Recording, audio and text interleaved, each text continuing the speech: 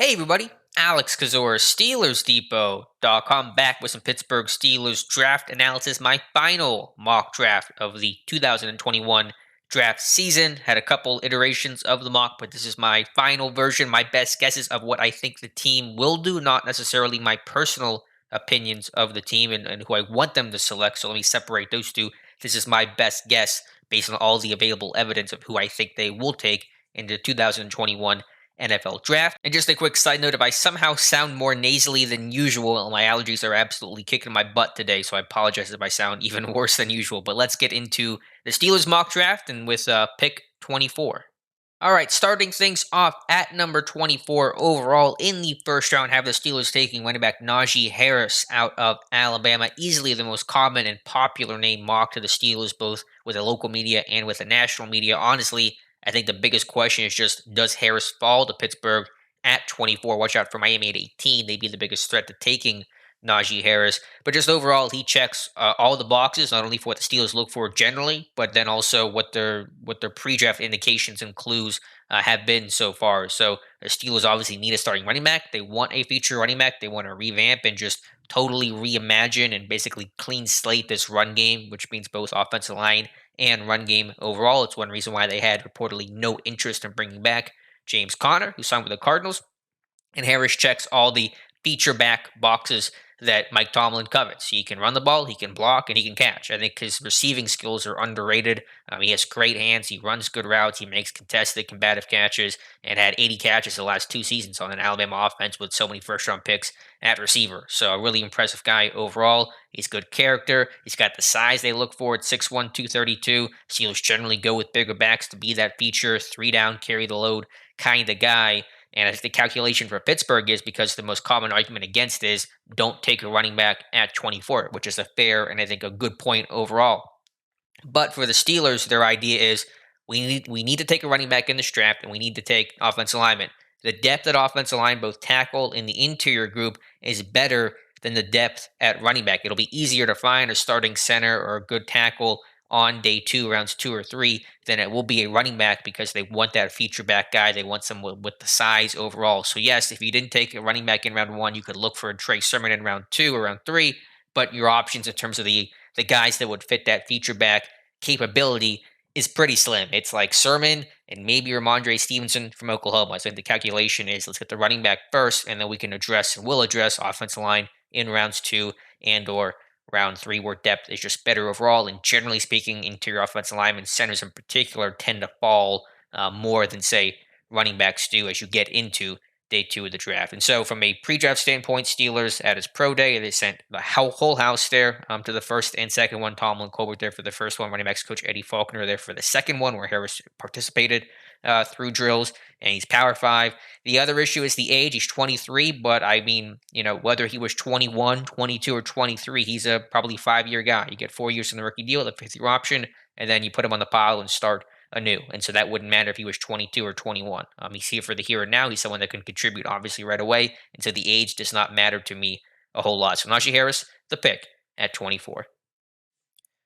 Round 2, number 55, overall, addressing the offensive line like we just talked about with Quinn Meinerz, the center out of Wisconsin-Whitewater. I know this one breaks a little bit of history and precedent with the Steelers. The last time they took a non-Power 5 guy in the first or second round was 2004 with Big Ben and Ricardo Coakley. So this one breaks certainly some tradition in that sense. And I know that there was a good case to be made that Meinerz can be available in, say, the third or maybe even the fourth. But I think, third round is probably his floor because he is a small school guy that did not play in 2020. And for Pittsburgh's purposes, he'd be making a position switch going from guard, where he played exclusively in college, to center. But I think overall, you're probably going to see a little bit of a center run in that 40 to 50 range in the draft, where a guy like Creed Humphrey could go, Landon Dickerson could go, etc. Josh Myers is probably going to be an early third round pick. He probably won't be there at 87. So I think for the Steelers, if they want to get their guy, they're going to get their guy at 55. And Meinerz checks all the boxes in terms of what they want this new offensive line to be under new head offensive line coach Adrian Klemm. They wanted to be more physical, tougher up front. That's just kind of the overall mantra of where the Steelers need to get better at, whether that is addressing it through running back or offensive line or a combination of the two. They want to be tougher and more physical and win in short yardage, where they've been just miserable, the league's worst, really the last 2-3 seasons. And so Meinerz easily one of the nastier players in the draft and a really good athlete as well, tested off the charts at his pro day where Adrian Clement attended. So there's obvious interest there. And I think for the Steelers, although I think generally speaking, they want to draft guys they saw in 2020 who played and obviously played against higher competition. The fact that Meinerz didn't play in 2020 was just cold, came off the bench essentially and just dominated the Senior Bowl against Power Five guys, I think really probably speaks volumes about where his ceiling and what he's capable of, and probably makes the Steelers a lot more comfortable about their evaluation of a guy like Quinn Meinerz. I remember Javon Hargrave several years ago where he came in midweek to the Senior Bowl after doing well at the Shrine Game, and he dominated the Senior Bowl in practices in the game. And I think that probably made Pittsburgh more comfortable with the evaluation of projecting a small school guy and how well he could do against the big boys in college football and the NFL. I think Miners is kind of in a similar boat here. So would he start right away?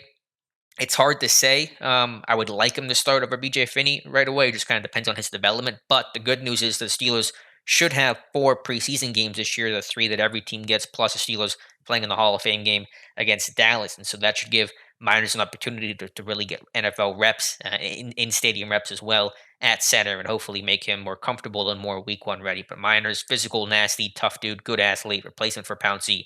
That's the guy at 55.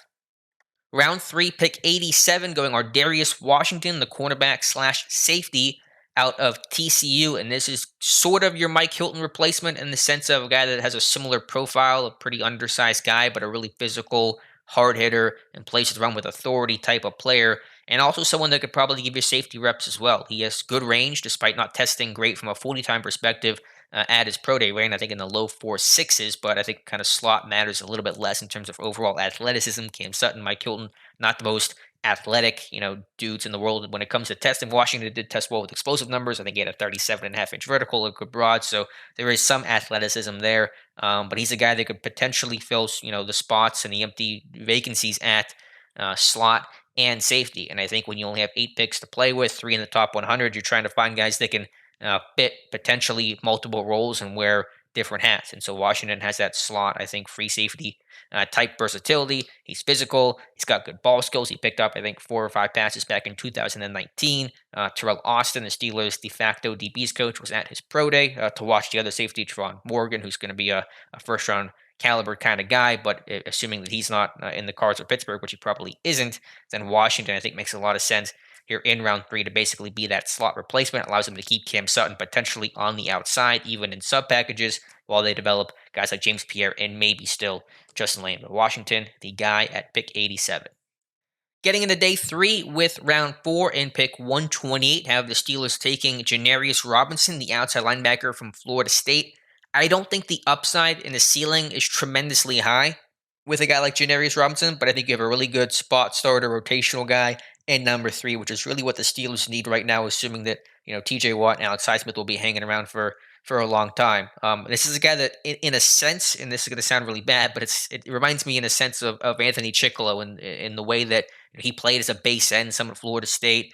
He's big, he's long, but he also played on his feet as well. He was versatile. He played as a 4-3 end, 3-4 as a linebacker, 3-4, 5-tech with his hand down, a little bit of off-ball linebacker as well. But he's really long. He's got good hand use. He's able to set a physical edge in the run game. And as a pass rusher, the bend isn't great, but he kind of is going to win with power inside. And he's going to collapse the pocket, use that length to be able to strip sack quarterbacks and bat down passes and things like that. So edge depth here, a really critical spot where there's just nothing there behind Watt and Highsmith right now. You got Cassius Marsh, and that's it. So Robinson, a guy that, again, the ceiling not very high with him in the sense of he's going to be a TJ Watt or anything like that. But a really solid, good character pass rusher that I think they played in a system and a scheme that's going to appeal to the Steelers, and Carl Dunbar, the defensive line coach who works closely with the outside linebackers, also at his pro day. So that's a big box for me to check with Janarius Robinson, the pick at 128. With the Steelers' second, 4th-round pick at 140 overall, flipping back to offense here with Tommy Doyle, the offensive tackle out of Miami, Ohio, big guy at 6'8", 320. And this is kind of a guy that's going to need a season to develop in redshirt. He's playing his best football as of late. 2020 was a really good year for him. 2019 was kind of where things started to come together. He has not played tackle a lot. He was a defensive lineman in high school, became an offensive tackle when he went to Miami. But he's a road grader. He's physical. Obviously, the size is impressive. Villanueva was a guy with really unique size that kind of allowed him to just engulf and overwhelm opponents at times. But Doyle is a lot stronger and a lot more physical and a better run blocker overall. Balance will have to work. He's going to need work on his technique and just trying to play with a good base. But I think that's a guy that's pretty raw, but has the potential. And with a year as a backup, hopefully behind core four and Zach Banner and Joe Haig probably be your swing guy at tackle this year. Doyle can kind of sit for a season, learn, develop, and then with a core four being a free agent after the season, if the team does not re-sign him, then Doyle could potentially be your left tackle in 2022. Also, he's a Mac guy from Minnesota who played hockey, defenseman growing up, so that's kind of a very Steelers pick there, and they were at his pro day. So Tommy Doyle, I think, a really worthwhile developmental flyer at 140. Steelers waiting a while for their next pick at 216, all the way in round six. And finally, they address tight end, much to my chagrin, waiting quite a long time. My own mock draft for the team to take a tight end with Luke Farrell out of Ohio State. But the history says the Steelers will not make a heavy investment in the position. I hope and think that they should, but there are so many needs in this team right now. Somebody has to draw the short straw, and that is tight end. Watch out for Pat Freiermuth at 55, but Farrell the pick here in this mock at 216. Good size at 6'5.5", 251. Good length. The Steelers definitely prioritize size and length and inline blocking when it comes to drafting tight ends. Farrell has it. Has not been used much as a receiver, just 9 catches in his last 2 years with the Buckeyes, but he did show some athleticism at his pro day workout. And while tight end is a very tough position for college guys to make the transition to from the college ranks to NFL, I think because Farrell's a blocker from a good program, he'll have a little bit easier of a time, a little less of a learning curve. And I believe he's a senior as well, which always helps. So Farrell hopefully can be your number 2 tight end, but depth here is still going to be less than ideal. Maybe you can sign a guy like Jesse James post draft, and then have Farrell be your number 3 tight end with the potential to take over as your number 2 for 2022. This does not address the long-term issues for the team. Eric Ebron, a free agent after the season as well, but at least I think gives you a good blocker for the next couple seasons.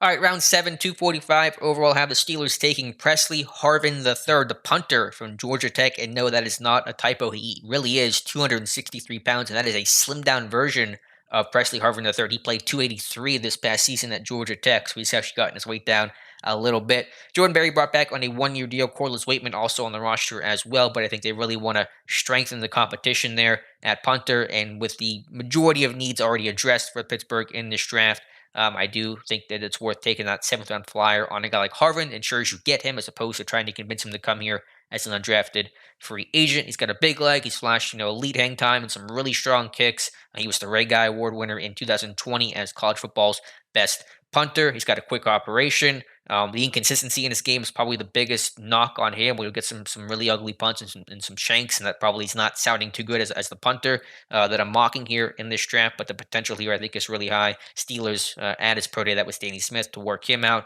where Harvin reportedly impressed despite some pretty bad weather conditions. So I think whenever you're punting well in bad weather, Pittsburgh obviously going to get a lot of bad weather in November, December. I think that probably does a lot of good for him in terms of the eyes of the Steelers and their evaluation of him. Also, a very minor point, but he's also a capable faker. He had a 41-yard touchdown that he threw in college. He actually, I think, was a shot put guy in high school, so he can kind of throw the football as well. Not the reason why you're drafting him, of course, but that is kind of a nice thing as well. Harvin, though, big potential, just about finding more consistency in his game will be the thing he has to work on. With the Steelers' final pick in round 7, number 254 overall, have the team taking Grant Stewart, the linebacker from Houston. So many interesting prospects coming out of Houston this season. I know Stewart said he probably feels like he fits best in a 4-3 scheme. That's not what the Steelers run, but I think for Pittsburgh, you're drafting him primarily for special teams and hopefully as your next Tyler Medikevich type of guy. He really impressed me at the Senior Bowl, kind of caught my attention, almost blocked 2 punts. He's got this long flowing hair, so he's kind of very easy to spot. I don't know exactly how much interest there is from Pittsburgh. Stewart said he talked to Kevin Colbert at the Senior Bowl, has not spoken to the Steelers since. But I think if you just want someone that's going to make your room better, more competitive, and you're seeing the value of guys that can carve out a role in special teams like a Dirty Red, how good of a pick that was in the 7th round. Hopefully Stewart can do the same. He's undersized. I don't think the ceiling in terms of being a defensive player is very high for this team, but I think he'd be a very good special teamer in terms of running down kicks and punts, and a really good character guy as well. It's always kind of a worthwhile flyer in round 7, someone that's going to play hard and just not going to you're not going to flame out instantly. Not a Gerard Holloman where it's boom bust. You're just someone that's going to really make your room more competitive, and that's Grant Stewart in round 7. So to recap, my final Pittsburgh Steelers 2021 mock draft, I have the Steelers taking running back Najee Harris at number 24. Quinn Meinerz, the center from Wisconsin-Whitewater in the second round at pick 55. Darius Washington, the corner safety out of TCU in round 3. Janarius Robinson, the edge out of Florida State in round 4, followed by Tommy Doyle, the offensive tackle from Miami, Ohio, with the Steelers second. Fourth round pick, Luke Farrell, the tight end from Ohio State in round number 6. And then with the first seventh round pick, Pressley Harvin the third, the punter from Georgia Tech. And with the final pick, 254, Grant Stewart, the inside linebacker from Houston. So let me know your guys' thoughts in the comments below. Let me know your mock draft. What would your ideal Steelers mock draft be? You guys can have the picks there, and you guys can slot in your own names in the comment section and let me know what you would do differently than in my mock draft. And then we will be back, obviously, after the draft to talk about who they actually do take and analyze and recap and certainly discuss the Steelers selections with you guys a little bit later this week. So let me know your thoughts in the comments below. Thank you so much for watching, and we'll talk to you soon.